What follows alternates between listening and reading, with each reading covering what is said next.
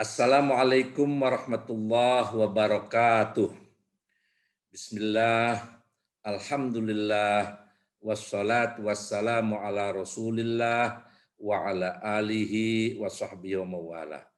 Para pemirsa yang dirahmati Allah, dalam kesempatan ini kita akan memperoleh berbagai informasi yang berkaitan dengan perayaan Idul Fitri di berbagai negara, dan pada kesempatan ini kita akan menggali informasi tentang berbagai kegiatan dalam perayaan Idul Fitri di negara Italia bersama dubes kita yang ditugaskan di Italia, yaitu di Roma, yaitu Ibu Esti Andayani, yang kebetulan beliau ini berlatar pendidikan sebagai sosiolog. Para pemirsa yang dirahmati Allah, saya akan mulai perbincangan ini dengan terlebih dahulu menyapa Ibu Dubes. Assalamualaikum Bu Dubes. Waalaikumsalam warahmatullahi wabarakatuh. Sekarang di Italia ini pagi ya Bu ya. Pagi, sedangkan di kita siang hari. 9.30. Alhamdulillah kita masih diberi kesehatan dan kita masih dipertemukan dengan Ramadan. Mudah-mudahan dalam waktu singkat ini, mungkin besok atau mungkin lusa, kita sudah akan merayakan Idul Fitri. Bu Dubes, mohon izin, saya ingin memperoleh informasi tentang berapa banyak penduduk Italia dan berapa persentase Muslim yang ada di Italia. Mohon informasi, Bu Dubes. Ya, kalau penduduknya itu sekitar penduduk Muslimnya itu hanya sekitar 2,6%. Oh, iya. Itu sekitar 1,6 juta. 1,6 juta. Ya. Yang pasti dari statistik komunitas Muslim yang ada di catatan statistik Italia maupun statistik dari komunitas Muslim itu 1,6 juta. Oh iya. Bagaimana itu hubungan antar masyarakat Muslim dan non-Muslim di Italia selama ini, sepengetahuan Bu Dubes? Selama ini meskipun mereka minoritas, secara peraturan, Prof, itu tidak ada perbedaannya. Mereka bebas untuk melaksanakan ibadah, bebas mengenakan pakaian yang dianggap Islami. Jadi di sini biasa bertemu orang-orang dengan pakai hijab, bahkan hijab semuanya. Apalagi sekarang sih sudah biasa pakai masker, jadi memang tidak ada masalah. Untuk yang seperti itu, jadi hidup berdampingannya karena di sini juga kebanyakan Katolik. Toh yang beragama Katolik juga menggunakan jubah-jubah dan iya betul. Jadi mereka sudah biasa. Dan sebetulnya kalau lihat sejarahnya kan sudah dari zaman lama sekali kedatangan Muslim, terutama di wilayah selatan di Sicilia. Iya, di tepi Mediterania ya. Mediterania, betul sekali. Dan di sini pun warga Muslimnya kebanyakan dari wilayah itu, Prof. Oh iya, wilayah Afrika. Ya, baru belakangan memang kemudian ada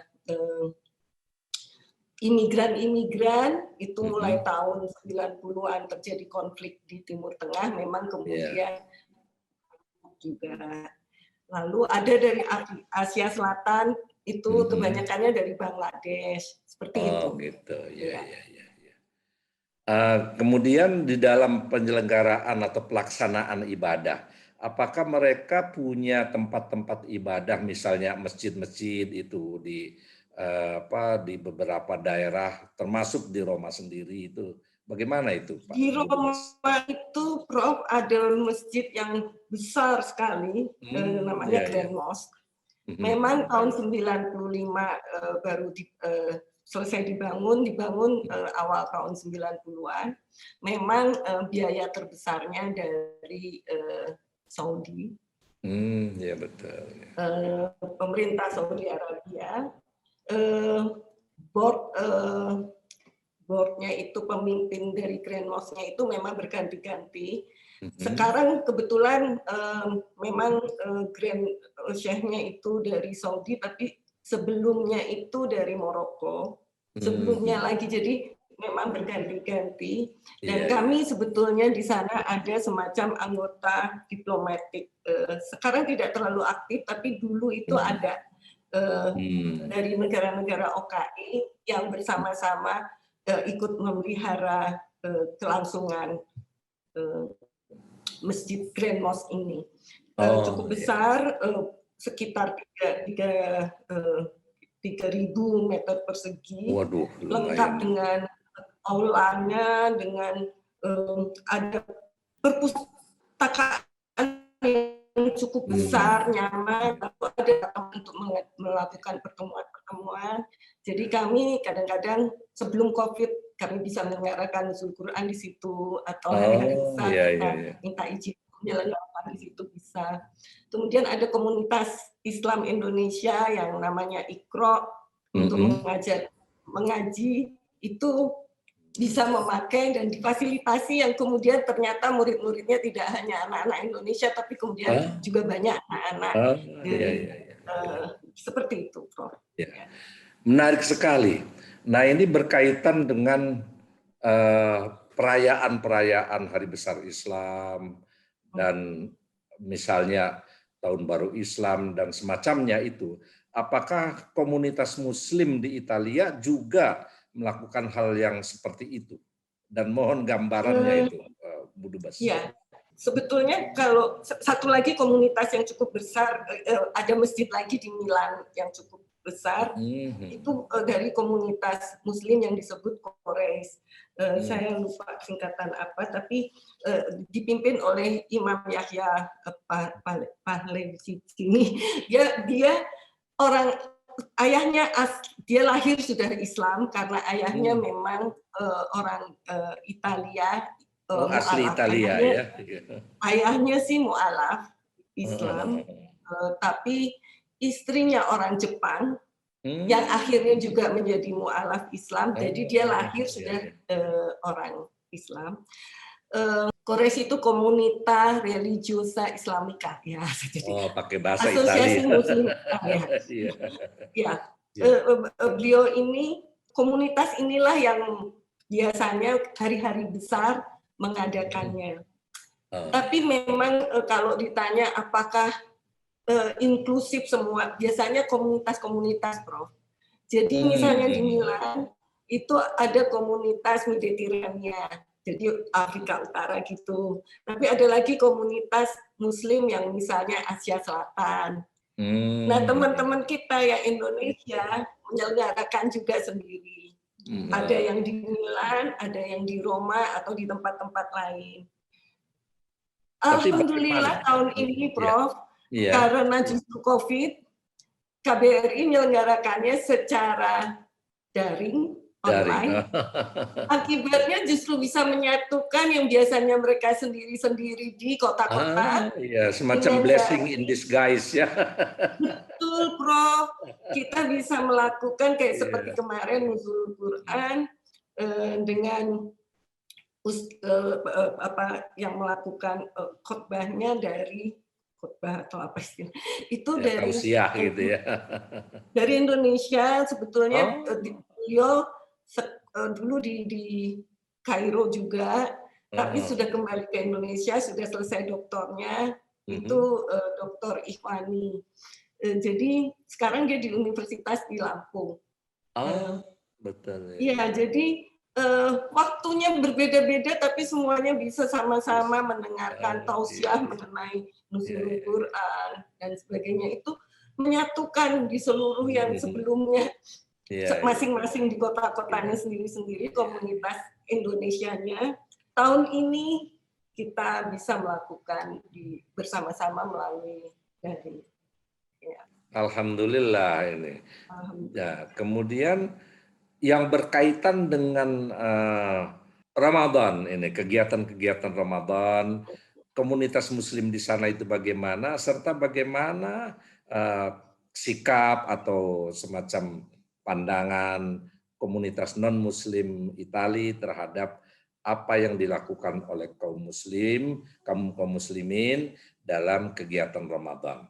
Mohon informasi, Bu Dubes. Iya, jadi sebelum COVID biasanya di Grand Mosque atau komunitas-komunitas itu di sini mereka mengenal itu. Jadi saya tadinya pikir orang-orang yang karena bisa dikatakan meskipun ini negara seperti di Indonesia mungkin 85% sampai 90% Islam, kok di sini 85-90% Katolik, kan tidak semuanya juga orang yang betul-betul rajin ke gereja dan sebagainya. Saya pikir mereka tidak paham dan sebagainya, tapi ternyata mereka paham bahwa ada yang istilahnya puasa Ramadan itu diistilahkan dalam bahasa Italinya tuh di Giugno. Jadi mereka tahu di Giugno. Dan kalau ketika belum COVID itu setiap tahun Kementerian Luar Negeri pun mengundang. Jadi Menteri Luar Negeri biasanya melakukan iftar, Prof. Oh ya, Menteri Luar Negeri Italia. Menteri Luar Negeri Italia mengundang negara duta besar yang dari negara OKI atau yang diketahui Islam, jadi pasti Indonesia, Malaysia ada, dan semua negara OKI. Kemudian termasuk komunitas Islam seperti biasanya saya ketemu Imam Yahya, walaupun dia berkedudukan di Milano, pasti dia akan ada di situ karena dia dianggap tokoh. Dia termasuk tokoh di dalam intercultural dan interfaith dialog. Jadi saya selalu bertemu, lalu imam besar Grand Mosque juga ada gitu. Dan ketika iftar itu tidak hanya sekedar makan, jadi pasti dimulai dengan tausiah dulu ya. Ya, kemudian ada sholat maghribnya, ada sholat maghribnya, Prof. Iya, jadi di Kementerian Luar Negeri itu ya. Dia punya satu villa, namanya Villa Madama yang cukup besar milik Kementerian Luar Negeri. Itu disediakan, jadi kita udah hafal nanti ambil air wudhu di mana, naik kemana, sholat di situ, kemudian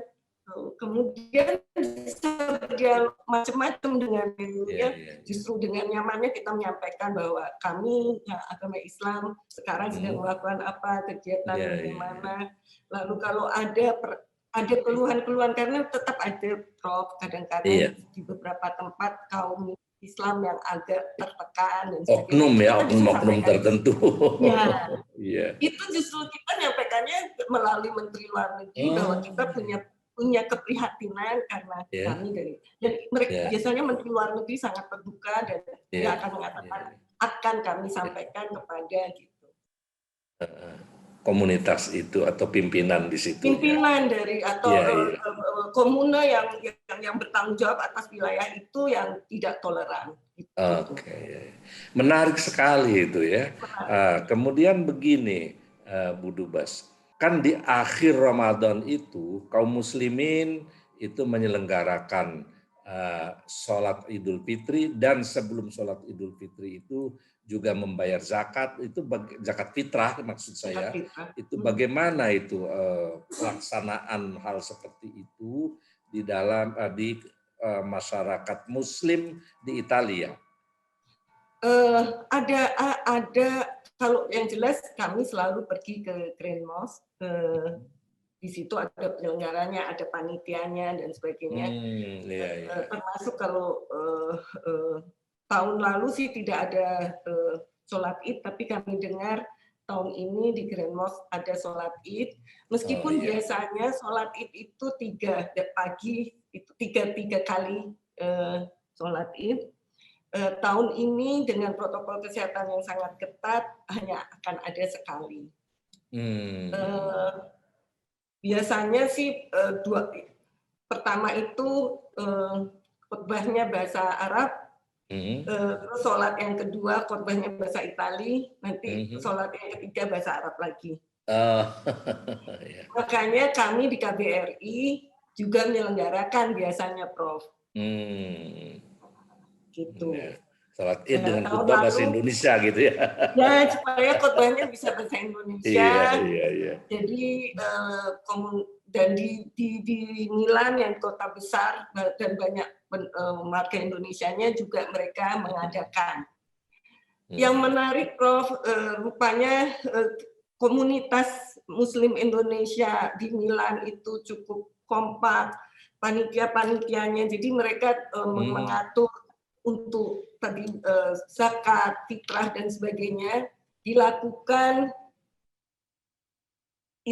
eksklusif komunitas Indonesia, tapi diberikan kepada yang berhak kepada di sekitar tanpa itu, memandang dari status keluarga. Dan itu ternyata menjadi perhatian komunitas yang lain, sehingga suatu ketika sampai mereka ingin ikut hadir di acara komunitas Muslim Indonesia. Itu tahun 2019, Prof, sebelum terjadi. Iya. Menarik sekali ya. Ya, salah satu imam, dia orang Turki, ingin hadir di acara yang diselenggarakan oleh komunitas mereka. Iya. Alhamdulillah. Iya. Menarik sekali, Bu Dubes. Nah, kemudian biasanya tradisi Muslim setelah melaksanakan sholat Id itu kan ada semacam silaturahim, saling berkunjung atau apapun lah, pokoknya bertemu dan sebagainya untuk bersilaturahim. Di sana bagaimana komunitas Muslim di Italia, baik komunitas Muslim asli Italianya maupun komunitas diaspora maupun ini, itu bagaimana? Kalau yang asli Italianya nampaknya dia seperti mungkin di negara Timur Tengah ya, bahwa kalau yang Idul Fitri tidak terlalu semeriah kalau Idul Adha. Iya kan? Jadi Idul Fitri tidak semeriah Idul Adha ya? Iya. Tapi bahwa mereka saling berkunjung, yang asli Italia karena di sini tidak hari libur. Betul. Jadi mereka biasanya, tapi diizinkan untuk melaksanakan ibadah ke masjid untuk sholat Id dan sebagainya. Kemudian biasanya mereka kembali ke rumah untuk makan bersama keluarga, tapi terus kembali bekerja seperti itu. Iya. Tapi kalau yang demikian pula yang diaspora mau tidak mau biasanya atau minta ambil cuti sehingga bisa berkumpul antara. Iya, betul. Tapi yang tidak ya kemudian mereka langsung bekerja terus ya. Kembali melanjutkan. Iya. Seperti itu, Prof. Ya. Nah, kemudian biasanya kalau kita di sini di Indonesia itu kan lembaga-lembaga, kantor maupun lembaga pendidikan itu kan menyelenggarakan apa yang disebut dengan silaturahmi yang bersifat formal, begitu itu yang diselenggarakan oleh lembaga itu. Apakah di Italia juga terjadi hal seperti itu, Bu Dubes? Secara formal pasti iya. Ada silaturahim antar lembaga-lembaga keagamaan maupun yang sesama Islam. Itu jelas. Kami menjalin kerjasama seperti itu, contohnya juga dengan komunitas Quraisy. Kerjasamanya sangat baik, bahkan Imam Yahya ini dengan imam yang lainnya sudah beberapa kali ke Indonesia. Mereka kerjasamanya tidak hanya dengan NU tapi juga dengan Muhammadiyah. Bahkan hadir ketika yang di Bogor tahun 2012 ya, yang Pak Presiden menyelenggarakan apa ya, saya lupa namanya. Itu beliau hadir. Jadi kemudian di sini ada komunitas Katolik, tapi juga merupakan komunitas Katolik yang melakukan kegiatan kemasyarakatan itu banyak bekerja sama juga dengan komunitas-komunitas Islam. Iya, iya. Makanya memang cukup mudah untuk kemudian mencari orang yang tepat, kalau tidak ada lagi orang Muslim yang tepat untuk mendapatkan misalnya ketika Idul Adha atau zakat fitrah, kita melalui komunitas itu gitu. Kita tahu di mana orang-orang yang memerlukan yang bisa kita berikan, seperti itu. Iya, iya. Ya. Oh iya, menarik sekali ya. Ada lagi ini pertanyaan yang mohon penjelasan atau informasi dari Bu Dubes, itu berkaitan dengan misalnya ini kan di Amerika Serikat itu kan kita dengar dari informasi-informasi maupun news yang ditampilkan itu sejak Presiden Bush Junior kalau tidak salah itu kan Ya. Idul Fitri menyelenggarakan semacam open house itu ya untuk bagi komunitas Muslim, bahkan konon ini Joe Biden malah lebih agresif lagi di dalam merangkul komunitas Muslim. Nah di Italia itu selain yang diselenggarakan oleh Kementerian Luar Negeri yang tadi Bu Dubes jelaskan, itu ada tidak di tingkat presidential palace-nya gitu? Kebetulan belum pernah ada, Prof. Tapi Presiden selalu, baik Presiden maupun Perdana Menteri, biasanya menyampaikan ucapan selamat kepada umat Muslim ketika Idul Fitri. Itu pasti ada secara resmi, gitu, ya. Baik dari Presiden maupun dari Perdana Menteri Italia. Kemudian kalau dari Vatikannya biasanya Pope juga Paus juga menyampaikan ucapan selamat. Jadi tapi tidak ada open house dari dan dari Kementerian Luar Negeri pun tidak ada open house. Oh gitu ya. Saya tahu hanya iftar. Iftar aja ya yang diselenggarakan oleh ini. Sedikit lagi ini Bu Dubes. Itu kan setiap Muslim itu ingin mentransmisikan budaya-budaya itu melalui pendidikan kepada generasi mudanya atau kepada anak-anak mereka itu. Bagaimana Muslim Italia terutama dalam melakukan mentransmisikan budaya-budaya Islam dan pendidikan Islam kepada anak-anak mereka di Italia. Ya itu Prof yang tadi saya katakan bahwa di masjid-masjid dan di komunitas-komunitas itu biasanya tetap ada yang namanya pengajaran membaca Al-Quran. Itu termasuk tadi yang saya katakan ada kalau yang dari komunitas Islam Indonesia namanya Iqra, itu dia komunitas tersendiri tapi banyak yang ikut bahkan mendapatkan tempat di Grand Mosque itu untuk melakukan kegiatannya biasanya hari Sabtu karena anak-anak libur sekolah sehingga memudahkan seperti itu. Kemudian selalu ada tarawih.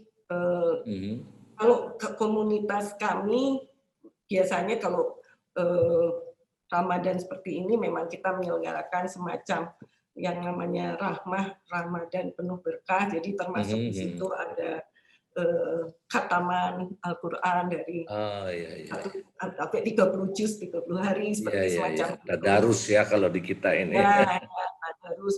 Dan itu dilakukan juga oleh banyak komunitas di Italia. Tapi saya belum yakin ada pesantren di sini. Rasanya belum ada. Semacam madrasah atau pesantren. Rasanya saya belum pernah mendengar, tapi nanti saya coba cek dengan Imam Yahya. Ini menjadi penambahan saya untuk mengetahui. Terima kasih Prof. Apakah memang mereka mengadakan khusus sekolah untuk anak-anak Muslim. Tapi secara transmisinya itu tetap informal melalui keluarga-keluarga dan komunitas-komunitas. Dan umumnya masjid-masjid atau mereka tidak, selain masjid tentunya hanya di kita kayak musola-musola di lingkungan itulah yang menyelenggarakan semacam pendidikan bagaimana anak-anak ini supaya tetap menjadi Islam yang baik gitu. Iya. Terima kasih banyak ini Bu Dubes, saya memperoleh, bukan hanya saya sebetulnya, pemirsa nanti itu banyak memperoleh informasi yang berkaitan dengan Muslim di Italia, terutama sekali berkaitan dengan perayaan Idul Fitri, penyelenggaraan kegiatan Amalia Ramadan di Italia. Kalau boleh saya simpulkan, itu para pemirsa yang dirahmati Allah, ternyata masyarakat Muslim di Italia ini juga alhamdulillah tidak jauh berbeda dengan masyarakat Muslim di negara-negara lain, termasuk di negara kita, terutama yang pertama dalam berkomunikasi maupun bergaul sesama umat manusia, bukan hanya sesama Muslim saja, tetapi sesama non-Muslim. Juga yang berikutnya bahwa Muslim Italia juga menyelenggarakan kegiatan-kegiatan Amalia Ramadan dan memanfaatkan kegiatan Amalia Ramadan, bahkan justru memperoleh juga semacam sambutan dari pemerintah Italia, khususnya dari Kementerian Luar Negeri, dalam penyelenggaraan iftar bersama, atau kalau di kita ini diistilahkan sebagai berbuka bersama, berbuka puasa bersama, juga diselenggarakan. Dan mereka di dalam merayakan Idul Fitri, meskipun bukan termasuk hari libur resmi, tetapi pelaksanaan sholat id, pelaksanaan zakat fitrah, dan pembagiannya kepada komunitas-komunitas yang menjadi mustahik atau yang berhak menerima zakat juga dilaksanakan secara lancar. Juga sholat id juga dilaksanakan secara lancar di berbagai komunitas, termasuk di kedutaan besar Indonesia yang ada di Roma, itu juga dilaksanakan. Demikian pula komunitas Muslim di Italia juga mentransmisikan nilai-nilai budaya Islami kepada generasi mudanya melalui pendidikan-pendidikan, tetapi pelaksanaannya itu lebih banyak dilakukan melalui pendidikan informal di keluarganya masing-masing, dan juga di masjid-masjid yang ada di sekitar, termasuk juga musola-musola kecil di komunitas kecil yang ada di Italia. Demikian perbincangan saya dengan Ibu Dubes Republik Indonesia untuk Italia, yaitu Ibu Esti Andayani. Mudah-mudahan semuanya ini bermanfaat bagi kita semua. Wassalamualaikum warahmatullahi wabarakatuh.